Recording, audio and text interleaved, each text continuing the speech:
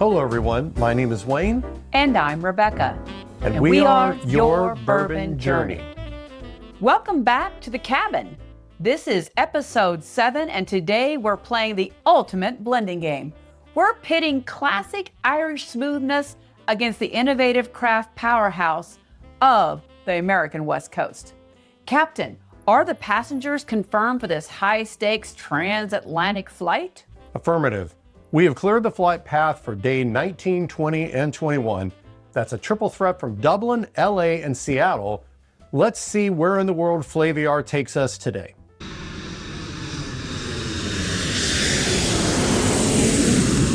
Welcome to Dublin, Ireland, and day 19. Finvara Irish whiskey, established in 2023, is a tribute to Ireland's timeless mythology and whiskey-making mastery. Inspired by the legendary King Finvara, protector of the magical kingdom of Daon Sidéir, the guardian of nature, the brand crafts its spirit in the historic fort of Dilgau by the Castletown River.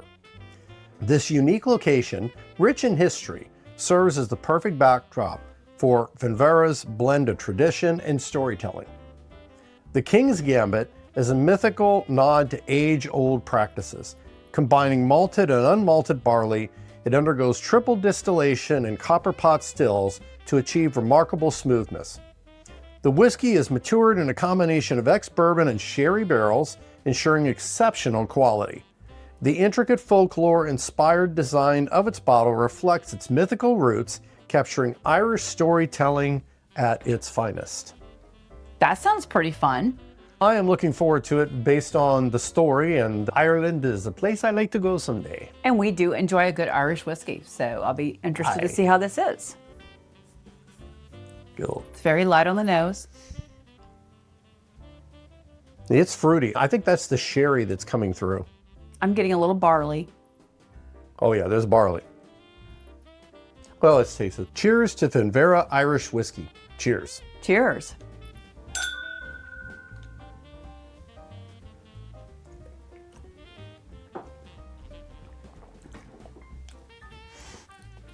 That tastes more like a traditional Irish whiskey. We've had a couple on this journey that didn't quite taste like traditional Irish, but this does. A lot of barley there. That makes me happy. It's a little light. Definitely light proof. I'm not getting the sherry component of the barrel. Yet.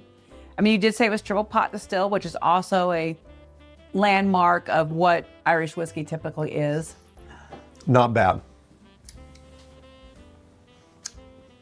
I do think that's an enjoyable pour. Second sip, I'm getting light sherry notes. Okay. It's not heavy at all. I think that means it was finished very lightly. And sometimes that's good because the Irish whiskey is coming through first with hints of sherry. So it's not overwhelming it. And I think when I'm drinking an Irish whiskey, I want to feel like I'm having more this basic malted barley experience with a light hint of whatever they finished it in. I'm enjoying that sherry. Now the sherry you're getting, you're picking up, it's like a sweetness, just a slight sweetness. A light sweetness, Yeah. very light. You had fruitiness on the nose. I didn't quite catch it on the nose, but now it's a very light sweetness, a light fruitiness. Yeah, that's exactly what I'm getting too. I think it's my third taste. I think it's really nice. I'm trying to figure out if I've got a good finish on it or not. I find the finish slightly warm, but not very long. It's pretty light. I recall when I read about this that the proof is 86. So that kind of falls in line. Usually anything under 90 for me is going to be a little challenging to be a memorable finish. But overall, I think the experience is pretty good. Depending on the price point and availability, I might consider picking this up. We have a few Irish whiskeys that we really enjoy. I'm not sure about it. I don't think it's bad. I like this to be like 92 proof. I think that would bump it up to where I'd be really enjoying it. Yeah. It's not a bad pour. It'd have to be under $25 for me to consider it, and I'd be shocked if it were. But I think it's pretty good. It is. And I enjoyed the pour and our little trip to Ireland. Yep.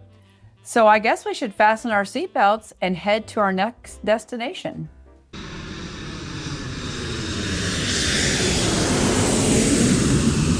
Welcome to Los Angeles, California, and day 20.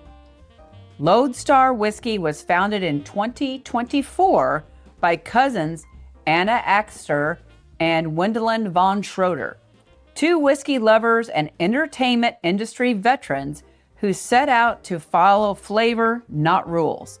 The pair created a brand that defies conventions while reflecting California's relaxed and inclusive spirit. Lodestar was born to bridge connections and celebrate shared moments that bring people together. A bold blend of straight high-rye bourbon and American single malt, Lodestar whiskey strikes a perfect harmony between tradition and innovation. Crafted in limited batches from hand-selected barrels that meet Lodestar flavor profile, this whiskey is blended and slow-proofed to offer a dynamic tasting experience that balances timeless craft with contemporary appeal. Interesting. Now, if they just started in 2024, they must be sourcing this. They've got to be. Got to be sourcing this because you don't age this stuff in a year. Pretty good legs on it. And this one here has actually got some. Now, on first sniff, I get single malt. Yes. This is a high-rye bourbon, and I feel like I'm picking up more American single malt notes out of here than I am of the bourbon, but we don't know what percentage the blend is. I'm not picking up anything of a bourbon note. But you said it's a high-rye bourbon. I'm getting something kind of sweet, spicy in there. Let's go ahead and taste it. We might as well. So, Cheers to Lodestar and your latest offering. cheers.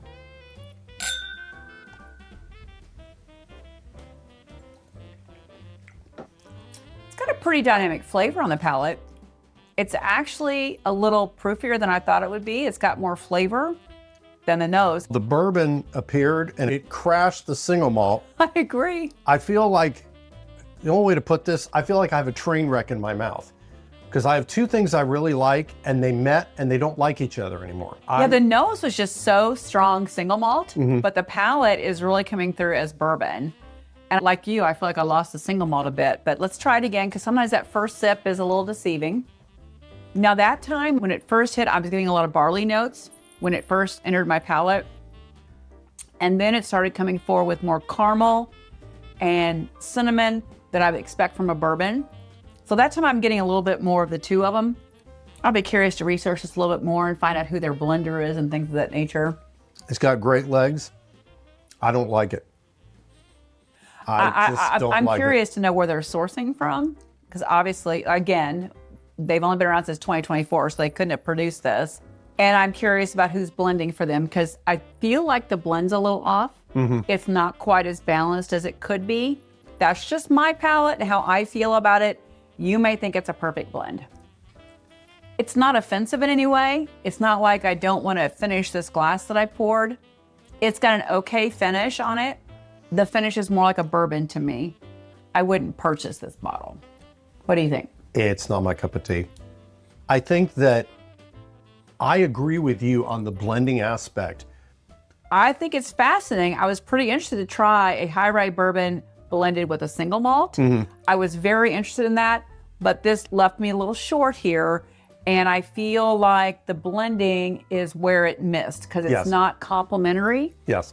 And it's a little disappointing to me, but they're very young, very new in the industry, and they have a lot of potential still to improve. Yeah, there's a lot of room to improve. Well, let's hit the road, get to LAX, and fly to our next destination.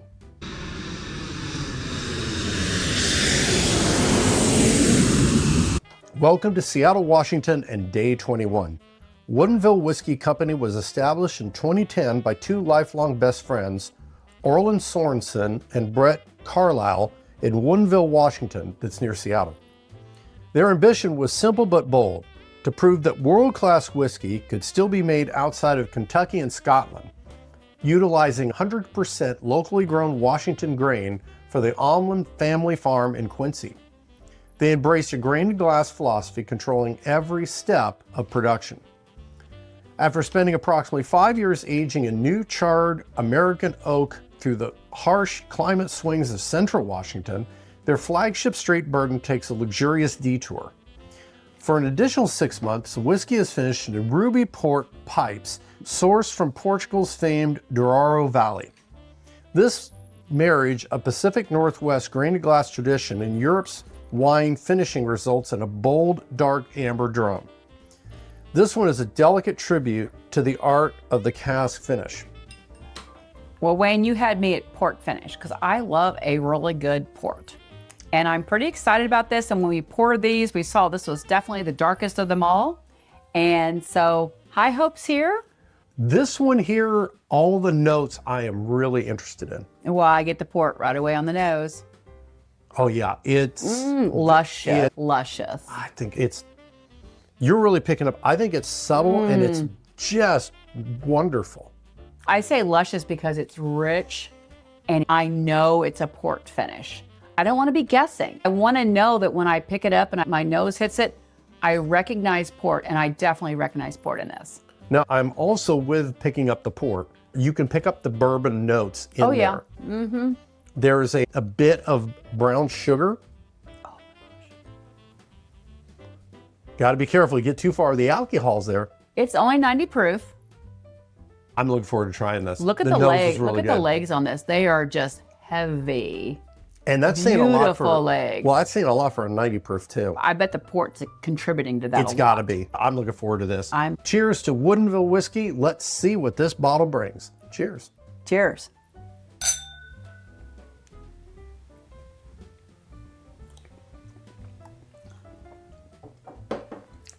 Okay, as I was bringing that up to my mouth, the glass came through one more time and hit me with port.